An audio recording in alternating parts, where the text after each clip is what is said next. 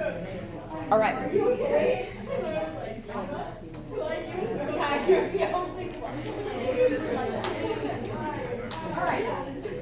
Okay, lights, camera, action. We're gonna try it. I have it set up. We're gonna try it, okay? Yes. So we'll see how it goes, and then I'll let you know where I upload. Where I upload the video. I'll either do YouTube or I'll just send you the links right on Google. So we'll continue to that. Okay. So this is sort of where we stopped, right? We stopped at the end of the chemistry of the body section, and we were talking about water. We reviewed the overall concepts of water and different types of bonds. Now we're going to talk more about water as a solvent. What does that mean? Do you guys know what it means to be a solvent? What's a solvent? Isn't it something like solid dissolved? Yes, that's exactly right. Yes, Melissa. Something that other things can dissolve in. It solvates things, right? So in a solution, the solvent is sort of the main component and helps to dissolve the other things. So water is really a great solvent, and it's one of the major solvents of our bodies and of the earth and the environment, everywhere around us, okay? So it disrupts or dissolves, solvates things like salt crystals. So it isolates and it surrounds those ions. Here we have, what ion is this? Chlorine or chloride. This is the chloride ion. And is it an anion or a cation? Negative. Anion or negative ion. You could say either one. So this one is what? Cation or a positive ion, and it's sodium, right? So these were in an ionic bond together. Those were in crystals of salt, like table salt, like I had, remember? Now when we get in water, water actually breaks up and solvates those two and separates them from each other. So now you have water isolating the Na plus from the Cl minus. Now notice the orientation of the water molecules around those two different ions. Do you notice anything about them? How are they oriented around the sodium?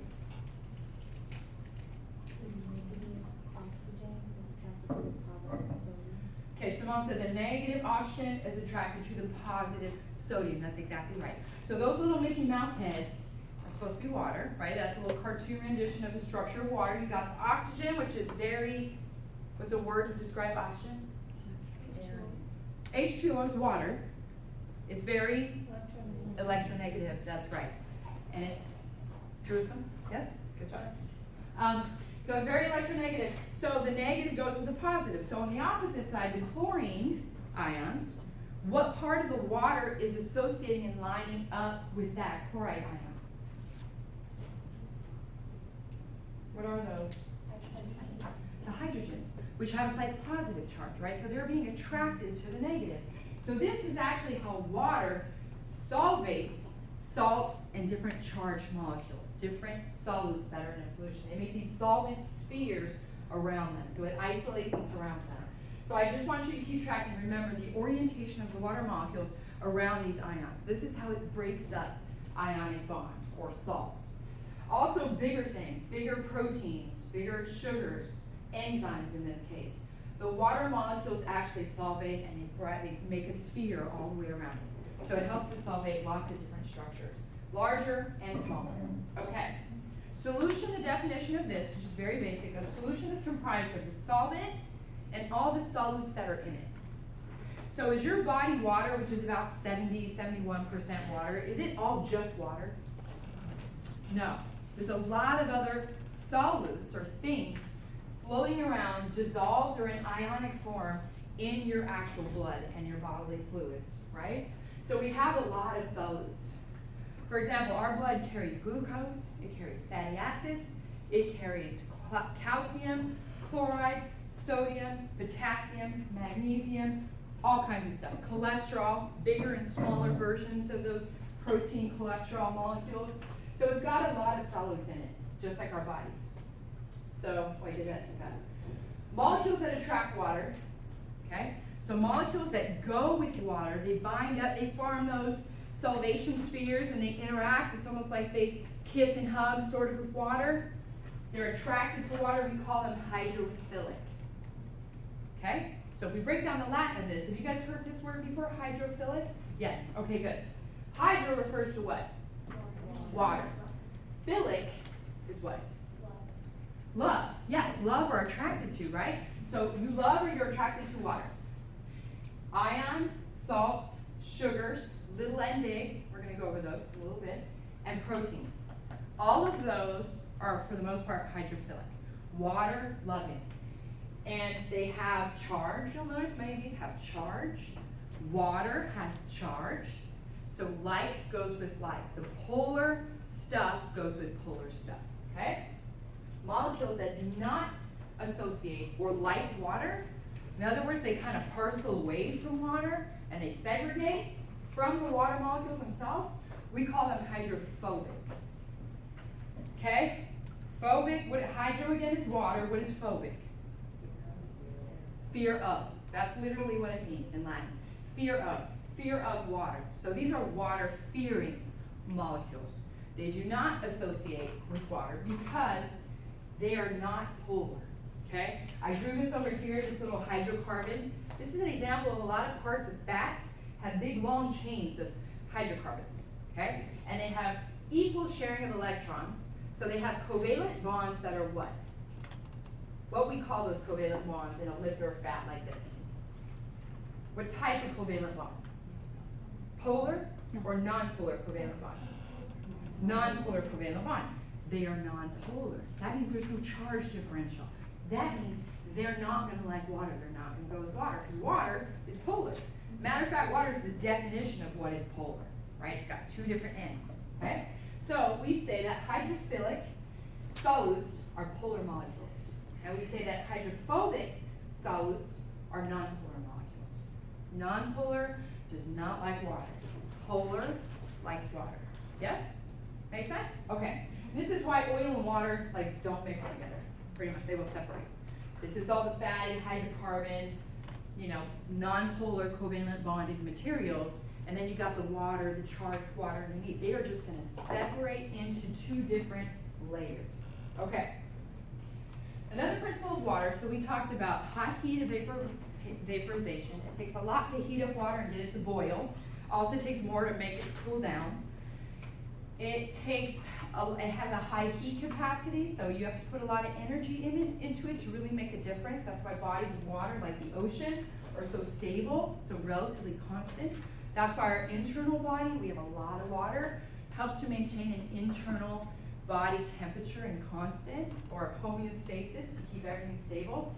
Another part of water that's unique, and I spend more time on water than the other stuff because it's really a lot of the basis for everything that's floating in your body, right? Everything that's carried in your body, broken down in your body, you have to consume enough water, you have to stay hydrated to keep that normal homeostasis.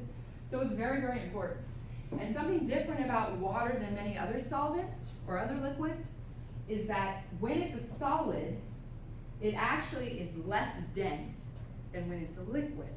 So a lot of other things, when they're frozen, they're actually more dense. They're tighter, they're more compact, they're dense, they sit. Water actually in its solid form, known as ice, right, is less dense than water. So it actually floats. And this is how we can use ice cubes, right? You put in ice cubes and you float right in the water, right? This is why big giant lakes in the ocean, at the polar caps in different locations, the ocean is really difficult to freeze, but it's frozen in certain areas, right? When ice or water turns into ice, like a giant lake, the ice actually starts from the top down, right? You don't see it doesn't freeze from the bottom up. It's less dense. So ice begins and it gets thicker going from the top down.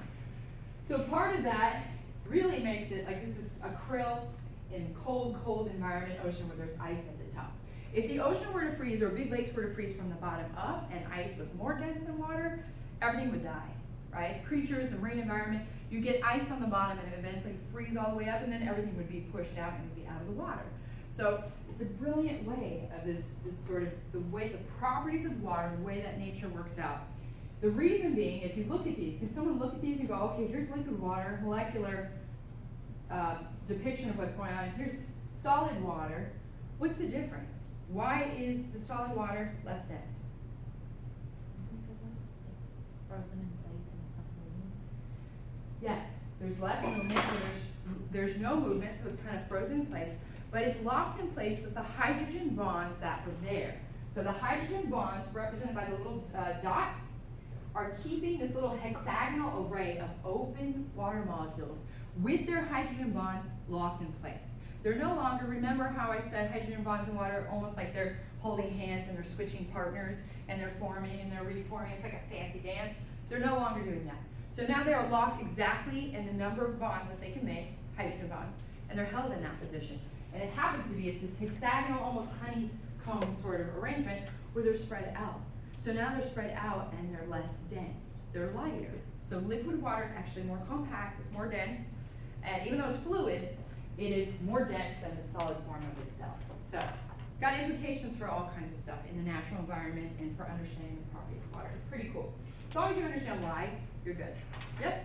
Clear? Okay, cool. Now we're going to get into some of the fun stuff. Water, acids, and bases. So pH. Effects of different chemicals like acids and bases on pH. And actually, I was getting together some of our equipment, and it's fun because I'm buying all kinds of new things, and cholesterol tests and pulse oximeters that we put on our finger to measure oxygen percent saturation and hemoglobin and stuff like that. And I opened up one of the little kits and there was corroded batteries. So I was digging out the batteries and I got acid, I got battery acid all over my fingers. And I'm usually, it's bad. I get dirty and I mess around and I'm like, that's not a big deal, it's fine. So I had battery acid on my fingers and I wiped it off, but it was just eating away through my finger and my nail got off. Yeah, it was bad. So I had to go to the bathroom, wash it off really good, come back, put new batteries in, I got it all fixed up. But that's an acid, a corrosive acid, and I got it on my fingers, on my skin, and it was actually damaging the skin and the tissue and kind of burning, causing a burning sensation. Acids can do the same thing inside our bodies. And our solution, our water, our solvent, water, and our solids in our bodies help to maintain a pH of exactly where it needs to be. Are we acidic inside of our bodies? Yeah. In general, like our blood and our fluid. We're not acidic. Are we alkaline? No. Where are we? 7.4, that's right, exactly right. 7.4. We want to be, actually it's about 7.36 to 7.44. Somewhere in that range, a little narrow range, right around 7.4. If something happens where your pH either drops or starts to rise, we have buffers in the blood that actually work really hard to bring it back where it needs to be. Because your cells, your tissues, especially your brain, your neurons, really need to fire and do their functions within a very narrow range of pH. That's what we're supposed to be. Okay, that's part of homeostasis, staying in that range. So water, H2O, so you got two of these H2Os. What's represented? What does that represent right there? That little dot, dot, dot. It's a bond. What kind of bond? A hydrogen bond. Yes, so that's a hydrogen bond. This is just showing, here's two. Sometimes what happens is they switch. So the little covalent bonds, polar covalent within the water molecules, actually switch and they donate a proton, or they donate a hydrogen. I'll say proton. Hydrogen, right? So they will donate that. So one will be without and one will be with. Basically, hydrogen ions can jump. So this is where it gets a little tricky. Hydrogen ions can jump. They can exchange. Water can ionize. Okay? So water can ionize. It can shift and share that hydrogen back and forth, along with the hydrogen bonding that happens. Okay? So usually it's when they're in close association, whoosh, this little swap will happen sometimes. Got it? Okay. So water molecules can break apart. And you can create new molecules, H3O or hydronium ion, or just simply a lot of times, these oftentimes are by themselves. It just ionizes and makes a hydrogen ion. So you'll have free hydrogen ions or hydronium ions, H3+, and you'll have hydroxide or OH-.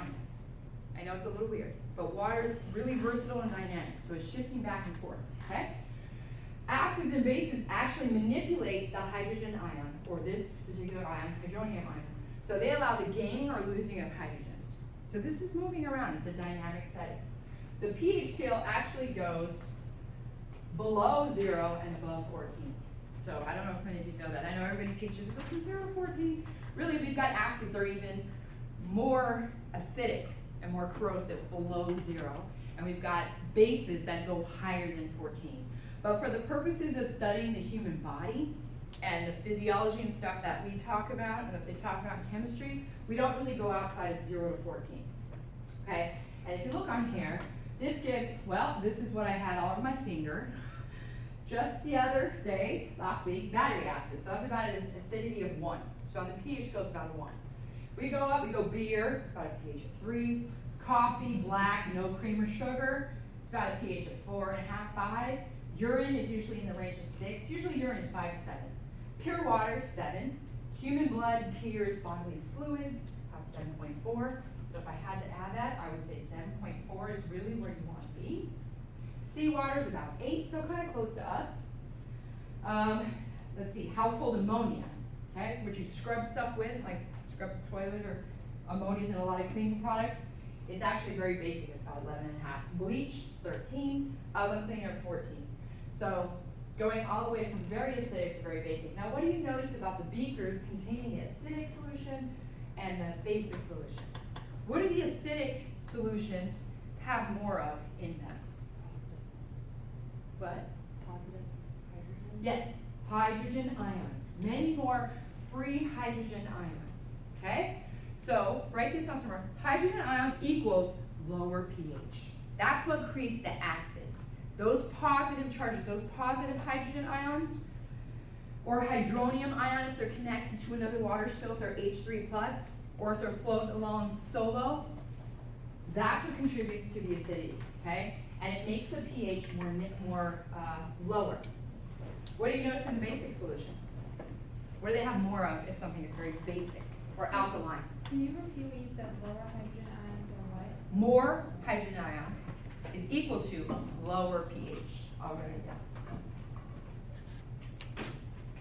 More hydrogen ions. And if you see ever brackets, can you guys see that? Or does that not show? I think it's really light. Let's see. Let's get, I'll get darker. I'll get black. Black is usually better. Okay. So more hydrogen ions. And when you see brackets in chemistry or biology, you know what that refers to? Concentration. When you see a little bracket like this going around something like calcium or whatever it is, that means we're talking about the concentration of that particular solid, okay? High numbers of hydrogen ions equals low pH. It's an inverse relationship, yeah? This one goes up, this one goes down. Okay, so the opposite, if that's true, give me the inverse of that. Right, or we can write it the other way. So low hydrogen ion concentration is equal to higher pH levels. Yes? Make sense? Okay. So if you were in my bio class or my human physiology class, I would make you learn the equation and how to calculate this. I would give you the number of hydrogen ions or hydroxide ions, and I would have you calculate and then figure out the equation of what the actual pH is. But we're not going to do that. I just want you to understand the underlying principles. So when you read about acids or you read about bases, you're like, okay, I know what that means and what it means on the scale for human physiology. Okay? The equation, which I'm just putting up here, I'm not going to have you do this on a calculator or anything on an exam, is pH is equal to the negative log of the hydrogen ion concentration. Or pH is equal to the log of 1 over the hydrogen ion concentration. I have it on the next page just like that. You're not going to calculate it, but I want you to see where it came from. People had to work on this for a long time to really figure this out. Acids donate hydrogens and have a lower pH. Basics take up the hydrogens and have a higher pH. So they end up having more hydroxide or OH ions than the acids do. The acids end up having more hydrogens, right? Because the acids are contributing hydrogen ions to the solution and making the pH drop. So just remember, this is an inverse relationship. Hydrogen ions go up, pH goes down. Okay? Hydrogen ions go down, pH goes up. Because really it's a calibration. How much acid or hydrogen ions do we have in that particular solution? The body is carefully maintained at about 7.4. Like I said, a window of about 7.38 to 7.42 is sort of ideal. As long as you're in there, you're good. Problems with sugar and fat metabolism, we have something called ketoacidosis. I mentioned this last time. This is life-threatening. This means where the blood and the body fluid drops down and gets very acidic. It starts dropping into 6, lower than 6. If you get in this range below 7 right in here, that can be really life-threatening. It can result in coma and death. Your body and your brain and your tissues cannot handle acidity below 7. Okay, below 7.36 even. They're really miserable. This happens actually, and we'll look at this in extended view later, if someone is doing a no carbohydrate, like all fat diet, a lot of times that can result in ketoacidosis, various forms of it. If someone is diabetic and they're not taking diabetic medication and they have an uncontrolled sort of diabetic situation where their body cannot metabolize sugars, so it starts only mobilizing and breaking down fats. Fats ultimately lead to ketones, hence the name, see the ketoacidosis. If your body is only breaking down fats, and we're going to get to this probably at the end of today's lecture. If you're only breaking down fats, you have breakdown products. One of them at the end ends up being ketones. Ketones are literally acids. And you don't even know the chemical structures. If you're in my bio, you have to know the chemical structures of all these and be able to write the reaction. You don't have to do that. Just want you to know. When your body is breaking down primarily fats, leads to a lot of ketone production.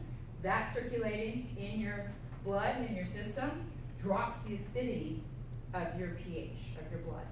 And we would call that ketoacidosis, or an accumulation of ketones. Now let me give you an example in just a second.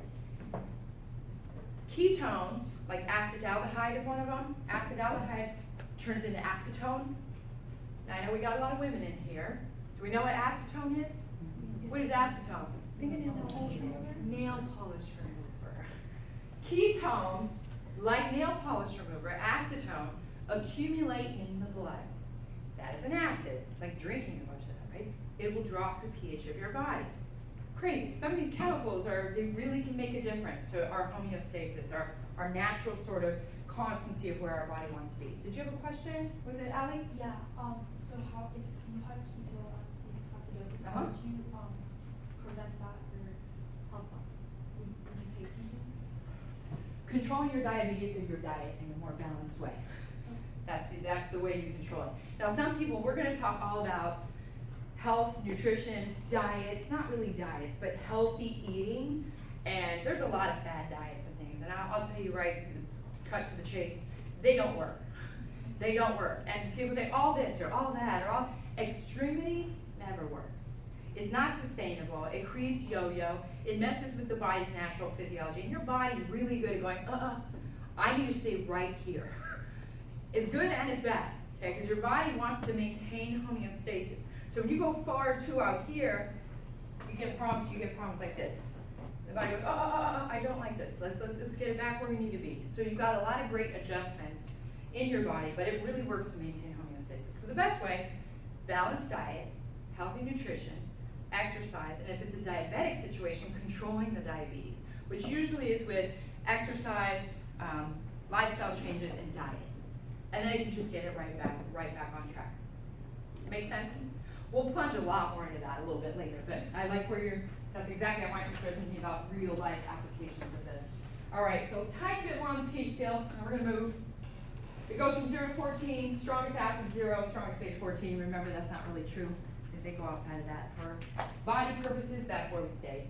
pH is calculated by this, and if you've ever entered log, if you've ever had to do log in your calculator, right, okay, where you're like, I have no idea what that is, but I'm gonna do it because I'm supposed to do it. And your calculator can calculate it. Basically, it's just it's an exponent, right? So it's doing it by 10, factors of 10. So you're taking the log of 1 over the hydrogen concentration. Basically, it means if you plug this in, the hydrogen ion concentration, and you do the log of 1 divided by the hydrogen concentration, it will spit out the pH. It will say for a solution that has this much hydrogen ions, this is the pH. This is how many molecules, this is how many ions of the hydrogen are in there, and that's what the pH is. So pure water has a hydrogen ion concentration of 10 to the minus 7. Do you guys know what 10 to the minus is? Like when you write out exponents like this? So if I had to write this, I would write, so 10 to the minus 7 is equal to 0. So I'd have to move it, right? 0, 0, 0, 0, 1, 2, 3, 4, 5. Right? So you actually have to write it out. But that's it's a small amount. Okay, so it's a very small amount. But we're measuring it in moles per liter. 10 to the minus 7 moles per liter of hydrogen ions. So if we plug that in, that amount of hydrogen ions, it will be equal to 7. Okay, I'm not going to have you calculate this. I'm not gonna have you calculate this ever, so don't, I'm not gonna say, get out your calculators and calculate the pH of this solution that has this much hydrogen and this much hydroxide atom. I just want you to know that it's connected to hydrogen ion concentration. How much is in that solution? And that it goes by a factor of 10. So if you go on the pH scale, this is the important part. If you go on the pH scale from 7, for example, to say 6, it's not a difference of a unit of 1 in the number of hydrogen ions. It's a difference of a factor of 10 because we have the log scale. pH is a log scale. That means these are jumps of 10. 10, 100, 1,000, 10,000, 100,000 times the amount of hydrogen ions. Do you get it? So the pH scale, it's not just this little linear 0 to 14. It's a log scale, so it jumps up quite a lot in hydrogen concentration with every unit of the pH scale. So a pH of 6 actually has 10 times the number of hydrogen ions. Yes? Get it? So I just want you to know it's not linear. It goes by factors of 10. Hence, that's why it's the log scale when they calculated the equation and figured all this out. And then it jumps by factors of 10. So if I look at a pH of 8 versus a pH of 6, the pH of 6 is lower in pH. So is it more acidic or more basic? pH of 6. More acidic, okay? So it's got more or less hydrogen ions? More. And it's got how many more going from 8 to 6? So go 8 to 7, and then 8 to 6. How many more hydrogen ions? Each jump in pH unit is equal to a factor of 10. Which one? 100. But they multiply by each other, right? So they go by orders of magnitude. 10, 100, Oh. 1,000. Do you see this? Okay. So let's just say 1 pH unit. I'll just write it down because this is the part. It goes by orders of magnitude. And I'll simply say that as you multiply by 10 with every jump you go. Times 10, times another 10, times another 10. If you write that out, it's 10, 100, 1,000, 10,000, 100,000, right? Did you get it? Okay, so it's not as simple of a scale as people think. They think, oh, 0 to 14. It's actually not linear like that, okay? So acids are very, very acidic, and bases are very, very basic. And they don't have a lot of hydrogen, okay? So I just want you to know why this jump, and I explained it right there, right there. Yes, Alex. Moles are a certain number of molecules, and this gets into a lot of chemistry. Moles per liter, moles is a certain number of atoms in a mole. And that's been worked out by chemists. It's called Avogadro's number. And a mole, it gets real hairy. Do we want to go there? No. We don't want to go there. See, sorry. So you can come on. Everybody's like, no, we don't want to go there. A mole is a discrete unit of an amount. And it's already been set up. So across the board, different chemicals, chemists set up. A mole is this many atoms. 6.022 times 10 to the 23rd. You don't have to know that. But okay, so it's just a set sort of amount. It's a way that we can measure units of chemicals or compounds. All right, buffers. This is where it gets into our bodies and our physiology. Okay, so buffers minimize changes to pH. So they either donate hydrogens or they accept hydrogens. So a buffer is a weak acid and its corresponding weak base. So a good buffer, a solution or a solid in solution, has two components. It has the weak acid and it has the weak base. And I'm going to give you an example where your blood has one of these. And this is what helps keep us at 7.4. The equilibrium actually shifts based on the hydrogen concentration. So hydrogen ions go up. Say I ate battery acid. Bad, I don't advise doing that. That's the first thing that came to mind. Very, very acidic, goes into my blood. So the first thing my blood is going to have to deal with is a big increase in hydrogen ions that are not supposed to be there. You can have different, people freak out about the pH of water. Your body metabolizes, breaks down, you get it back. Your normal pH would not even shift, really, for the most part, okay? Unless you consume a lot of it and it's way outside of the normal window. But based on that, buffers in your blood are the ones that have to deal with that then. They go, too many hydrogen ions. So now that level comes up, the pH drops, and then they have to do their thing. An example is the carbonic acid bicarbonate base buffer in your blood. And it's also important that you know the chemical formulas for these. Just understand that what they're doing is they're grabbing up extra hydrogen ions. That's the important part. The bicarbonate is here. The carbonic acid is here. H2CO3 gets converted into bicarbonate HCO3 minus and free hydrogen ions. So, that arrow in the middle, this is a reaction. This represents a chemical reaction. And this is actually going on in your body every second of every single day to help monitor your blood and keep it buffered at 7.4. This arrow right here, what does that represent? Does this reaction go only one way? No, it goes back and forth, right?